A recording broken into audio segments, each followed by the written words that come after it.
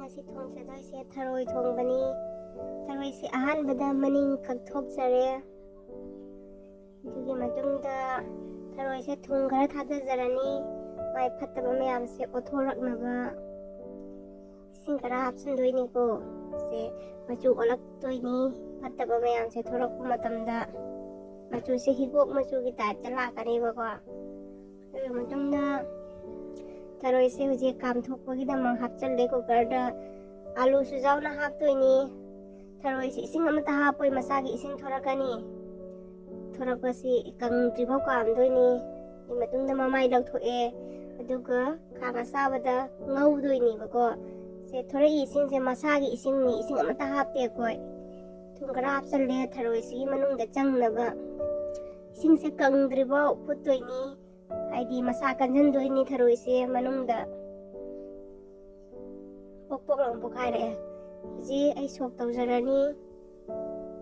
mata tezpata dugi matungda tilhau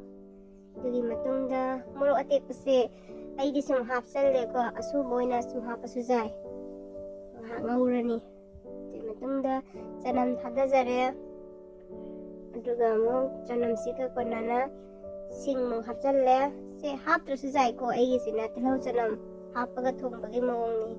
amin bisisu haptrasu jai aidi sum hapchalle ngaurani matungda ngasagi alu do takhairaga jangang maroi mapang puna mang hapchala ngak sawallani se sawbasida throi su puna hapchandoini ko throi sigi manungda maroi mapang mayam se changnaba manung changna haunaba gidama puna sawallani ko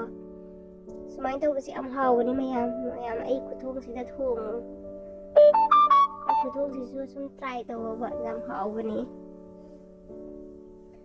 garam masala meat masala hapchalle aidi haunaba manam nungsinaba damako se haptaba sulai ko aidi hapaga sam thongi matungda phakpai khara hapchalle